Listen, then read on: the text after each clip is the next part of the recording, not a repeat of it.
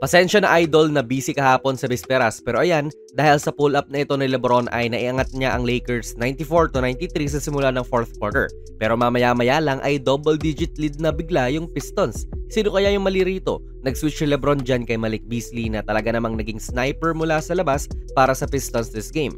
Sa mga oras po na ito ay nakakaapat na tres na itong si Beasley na hindi naman niya magawa consistently nung nasa Lakers pa siya 2 seasons ago. Parang kailan lang no? Pero yan nga, markadong shooter na rin talaga to kaya hindi ko alam kung bakit umiilalim pa si Lebron dyan sa pick nitong big man.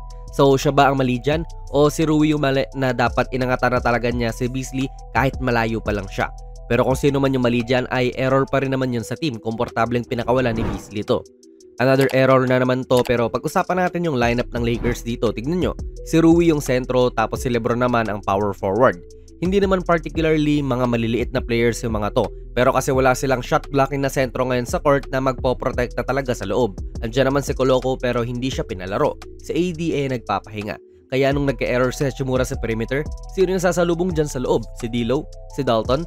Hindi uubra yan mga idol. Kaya easy score tuloy si Malik. Sama mo na rin mga idol na ang dami nilang careless turnovers din. Sa play po na ito, akala ata ni Lebron ay magsiscreen siya. Akala naman ni D'Lo ay gusto niyang kunin yung bola. So hindi lang talaga sila nagkaintindihan. Nangyayari naman din to pero ang dami talagang naging turnovers ang Lakers na na-convert ng Pistons sa points kagad. Pero meron din namang mga times na okay naman ang depensa.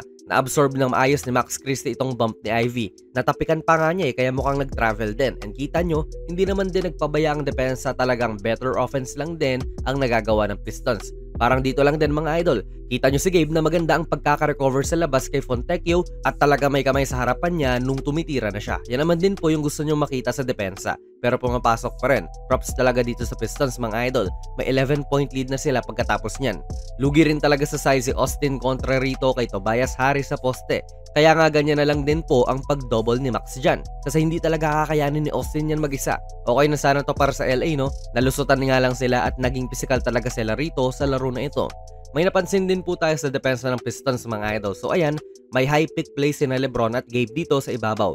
Then tignan nyo yung gagawin nitong Detroit. Yung tao ni Gabe ay patuloy pa rin ang pagsunod sa kanya habang si Holland ay tumatapat din dyan kay Gabe. So nahaharap siya ngayon sa parang double team. Kaya kung patuloy pa nga na magdi-dribble sa Gabe dyan at aatake, malamang ay iipitin lang siya ng depensa. And syempre, libre na nga rin yung nag-pop na si Lebron. So malamang dun mo rin naman ibibigay ang bola. Ang kagandahan sa depensa na ginagawa ng Pistons dito ay willing nga silang iwanan si Lebron ng panandalian lang at i-pressure tong ball handler dahil alam nila na ang gagawin na lang ni ball handler dito ay ipapasa sa libre. Kaya inabangan na nga din ni Ivy yung pasa papunta dun.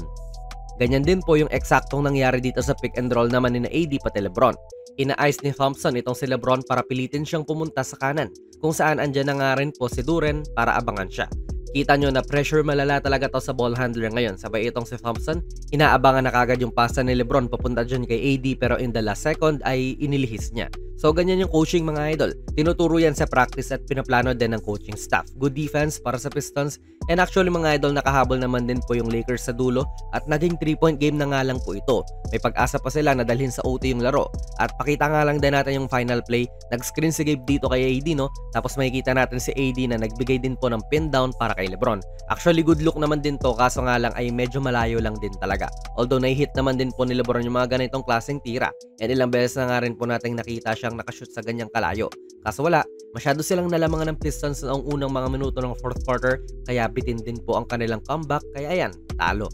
Sa dalawang laro nila ngayong season mga idol ay talo po parehas ang LA Lakers sa mga kamay ng Detroit Pistons. Nag-improve na nga rin talaga sila. Kita nyo naman na solid dumepensa. Winnable game to sa LA kaso yun nga, galing mag-convert sa points ng Pistons mula sa mga nakukuha nilang turnovers ng Lakers. Nagkaroon po ng 28 points ang Pistons mula sa turnovers nga na nakomit nitong LA. Napakarami niyan mga idol considering na tatlo nga lang po ang lamang nila sa Lakers. Kaya ano po ang masasabi nyo sa laro na ito mga idol? Ilagay nyo lang po ang inyong mga komento sa ating comment section sa baba. And ongoing na po ang ating giveaway ngayong Pasko na Giannis Immortality 3. Hanapin nyo lang yung ating video sa YouTube na ito po yung thumbnail para sa mechanics. Ilalagay ko na lang din ang link sa description and comments. Kung nagustuhan nyo po ang ating video ay pakipindot na lang idol ng like button and binabati ko po kayo ng Merry Christmas, Happy Holidays sa ating lahat. Share nyo po itong video natin para ma-reach na nga rin natin ang ating goal at mabigay na rin natin ang ating giveaway idol. This is Jonas PB and as always, hanggang sa muli.